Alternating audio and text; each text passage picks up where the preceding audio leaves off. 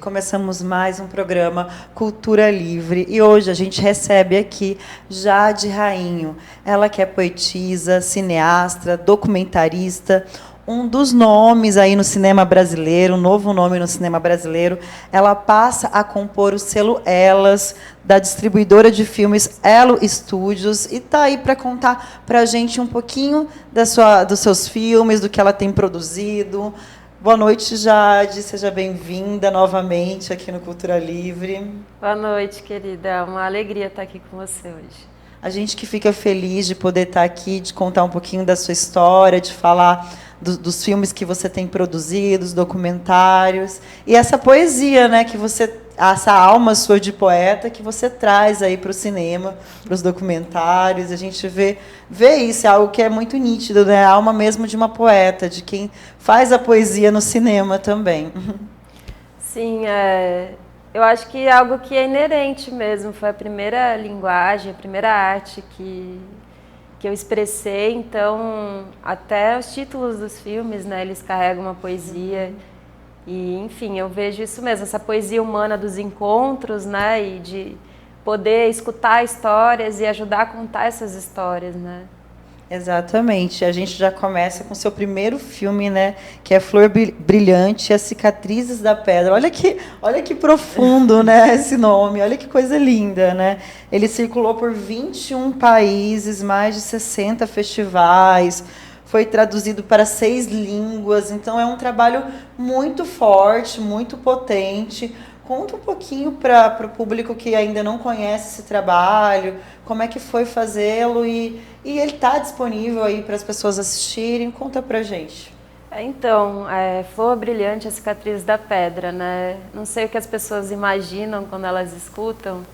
É bonito, tem uma profundidade espiritual, eu sinto, né? Mas é um filme que trata de uma violação de direitos, né? Ele trata de um crime mesmo que acontece com muitos indígenas. Agora a gente está vendo a questão do Yanomami tão forte, mas isso é tão recorrente, isso é tão secular, né? Esse filme foi feito no Mato Grosso do Sul, com o povo Guarani Kaiowá, na reserva de Dourados. Flor Brilhante é uma matriarca, que ela é uma rezadora, então ela tem isso de ter essa ligação espiritual, né? De poder rezar e falar também com os espíritos e com a força da terra, porque a espiritualidade para eles, né, eles têm essa compreensão de que o que é vivo na terra tem um espírito, né, tem os encantados que são os guardiões. Então a pedra, essas cicatrizes da pedra, são as cicatrizes de uma pedra que ela sofre mineração, então ela é detonada para virar cascalho de asfalto, para ser utilizada industrialmente, mas é uma pedra que tem um espírito, que o Curupira é o guardião dela. Então o Curupira está muito bravo porque a casa dele está sendo detonada, né? E também isso gera impactos na comunidade, porque essa mineradora ela atua dentro do território indígena. Eles falam que não, mas e também a proximidade com as casas, então não podia estar ali, porque os impactos são sentidos nas residências, são sentidos nos corpos indígenas, né? Eu cheguei para fazer esse trabalho, a Flor Brilhante estava recém voltando a caminhar, porque tinha tido uma detonação, ela tinha caído, e aí ela ficou um tempo debilitada, e aí foi um estopim, assim, a comunidade que já pedia para que isso não acontecesse, já tentava, né, buscar saídas para que isso fosse contido, ela passou a não aceitar mais que houvesse essas explosões, né? Enfim, eu não vou contar a história toda, né? É um pequeno recorte, é um curta-metragem, foi um filme independente também, na época foi meu primeiro trabalho autoral, então foi feito também de muita colaboração das pessoas que sentiram conexão com a causa, que vieram para somar mesmo, né? A gente fez com muito amor, muito suor para acontecer. Fazer cinema é caro, né? E fazer sem dinheiro, mas deu certo, né? Eu investi, outras pessoas investiram sua força de trabalho, porque a gente acreditava que era uma história que precisava ser contada, que precisava seguir para além da gente, que com uma visibilidade talvez as coisas se transformassem, né? Sim, e ele reverberou muito, porque ele foi premiado no Brasil, Bolívia, Peru, México. Então, assim, para um primeiro trabalho, ter toda essa visibilidade e ainda ser premiado é muito gratificante, né? Você fala, nossa, o meu trabalho valeu a pena, e essas pessoas que se dedicaram e que compraram isso junto com você, imagino que o amor coletivo por esse trabalho ainda só cresça, né? Total, me orgulho bastante, assim, sinto muita gratidão pelo processo todo, que não é fácil, né? Até acho legal falar disso, para não romantizarem demais o cinema, né? Claro que tem uma parte da celebração, que é muito legal ir nos festivais, conhecer as pessoas, ver outros filmes, mas é muito trabalho para isso acontecer, e nesse processo, muitas vezes você fala, nossa, e agora? Não vou dar conta, né?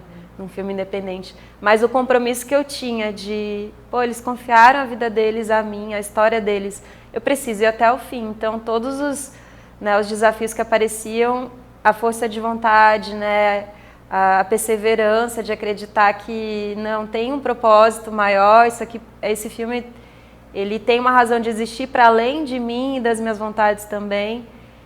E aí, para mim, foi ver essa circulação toda, também essa premiação veio de encontro a isso, ao trabalho que a gente dedicou, e também a ver que essa obra, ela tinha uma razão de existir, é uma história que precisava ser contada assim.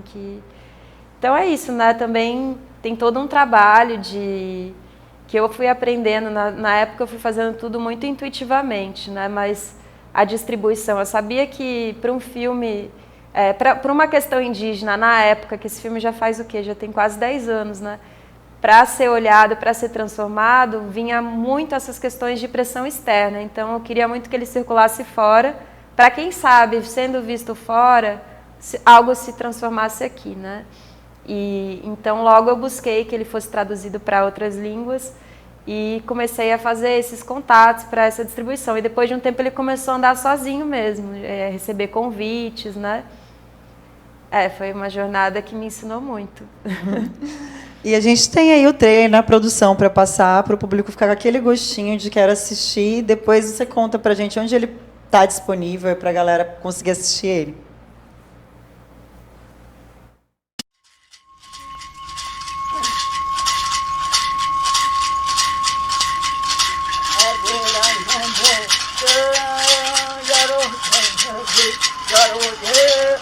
Por isso que o indígena é muito forte, né?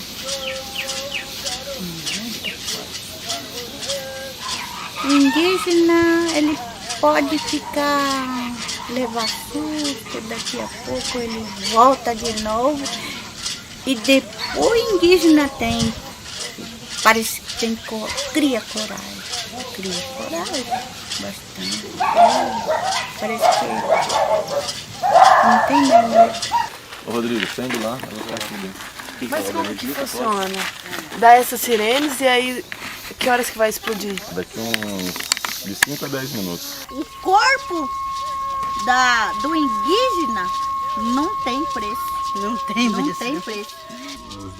Os dois vão continuar existindo aqui, né?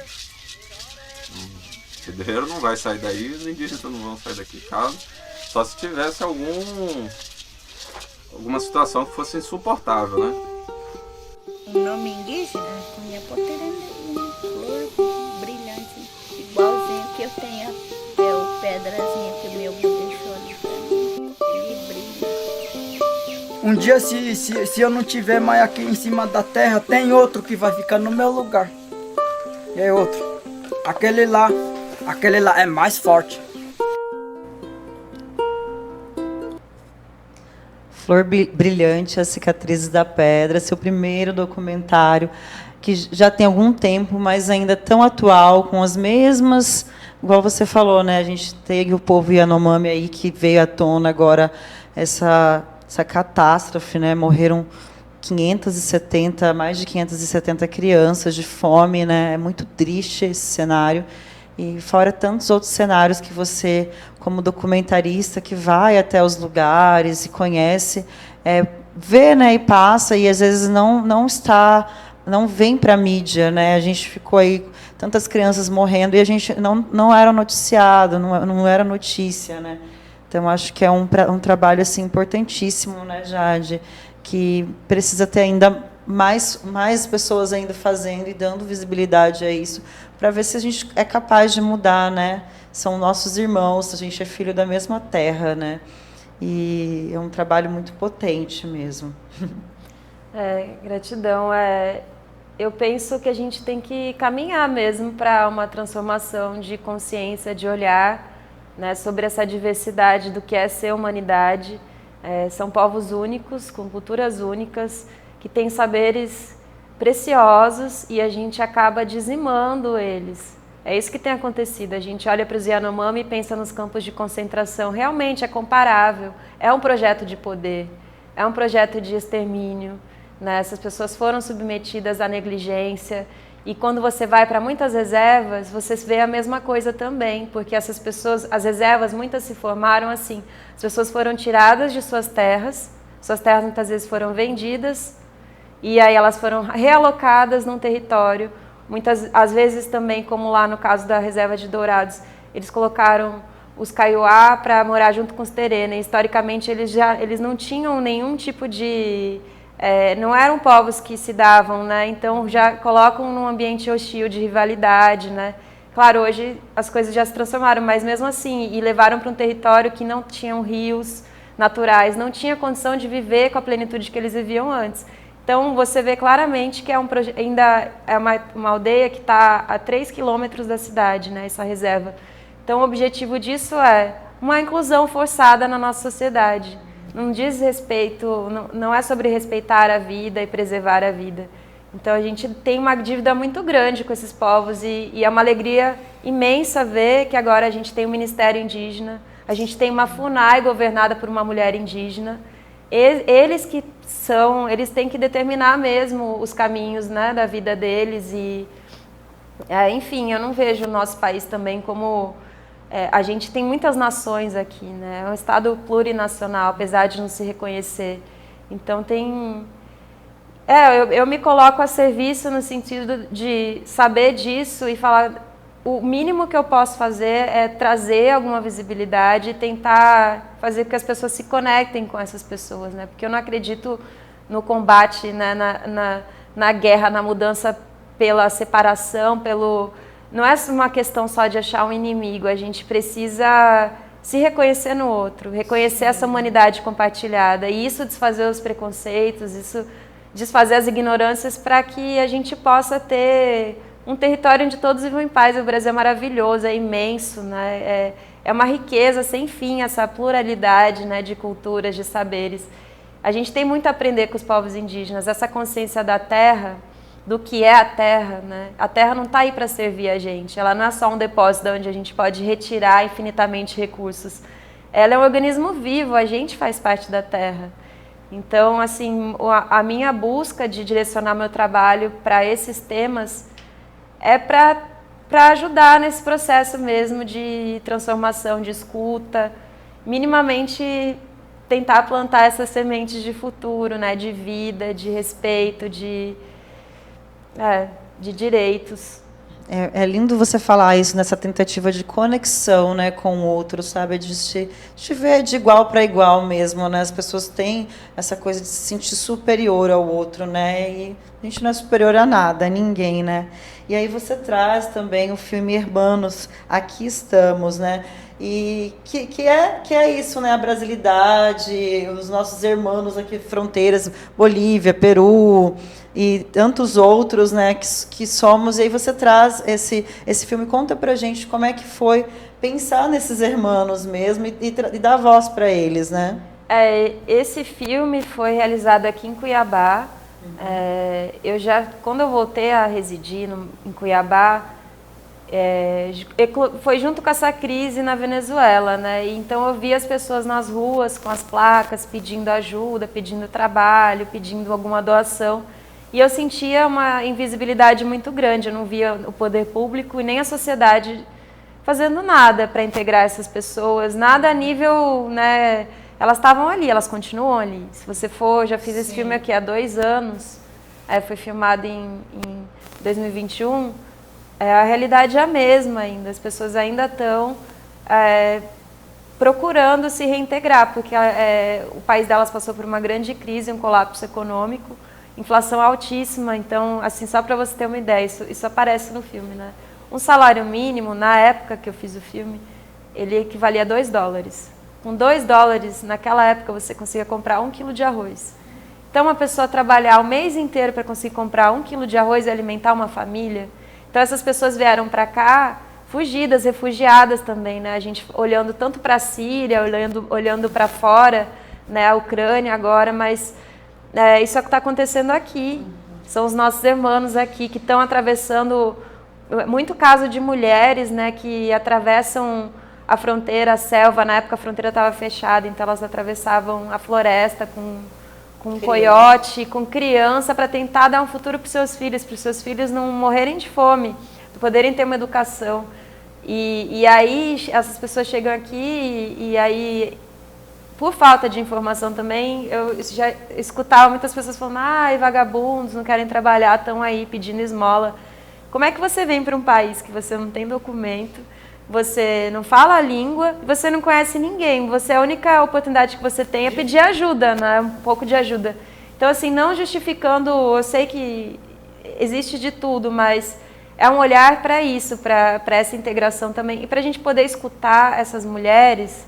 No final, eu entrevistei homens e mulheres, mas eu entendi o que eu trouxe é um recorte feminino, né? E foi importante também no meu processo de me perceber enquanto mulher, uma mulher que trabalha para abrir espaço para amplificar a voz de outras mulheres, né? Nesse trabalho foi um trabalho que eu entendi muito claramente isso, que é algo que eu quero assumir também, né? Usar do meu protagonismo, do lugar que eu conquistei enquanto mulher, de poder dirigir filmes, de poder ter, né, esse alcance para potencializar outras mulheres. Então é um filme que você vai escutar a história de mulheres e entender sobre essa crise, sobre essa realidade de estar aqui a partir de mulheres, de crianças, né? E é isso, é também, de novo, uma busca por essa escuta que vai fazer a gente ter uma compreensão maior e a gente acolher melhor e tentar socialmente transformar isso, né, para que as pessoas possam estar aqui, se sentir parte da nossa sociedade, trabalhar também e não sofrer preconceito, racismo, né? Exatamente. Seu trabalho tem muito isso, né, de dar voz a quem não tem voz mesmo, né, de dar lugar de visibilidade.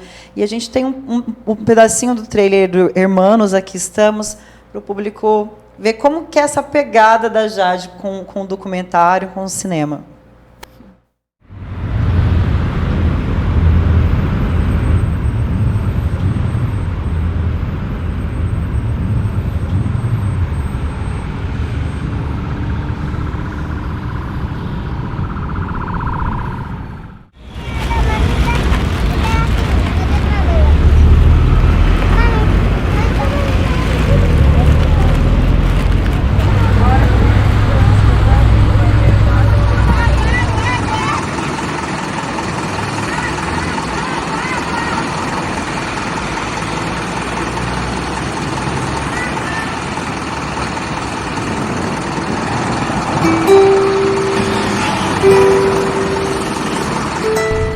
Era legal morar lá.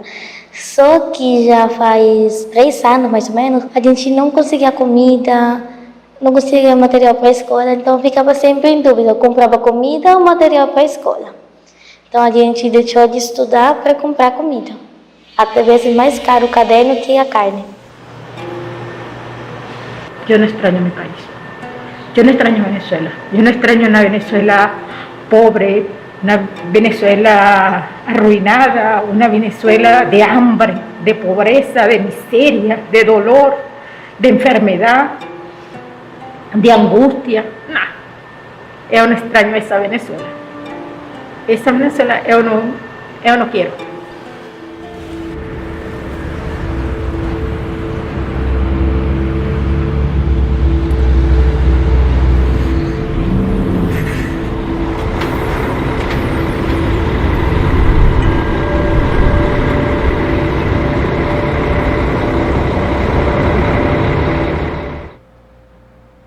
Hermanos, aqui estamos, um convite para olhar para essa situação que a gente vive no Brasil, desses povos que estão em vulnerabilidade, e a Jade faz esse convite para você olhar para essas pessoas, se conectar com isso de uma forma amorosa, né? E a gente volta no próximo bloco do Cultura Livre com mais Jade Rainho. Fique aí. Logo, logo estamos de volta. Até mais.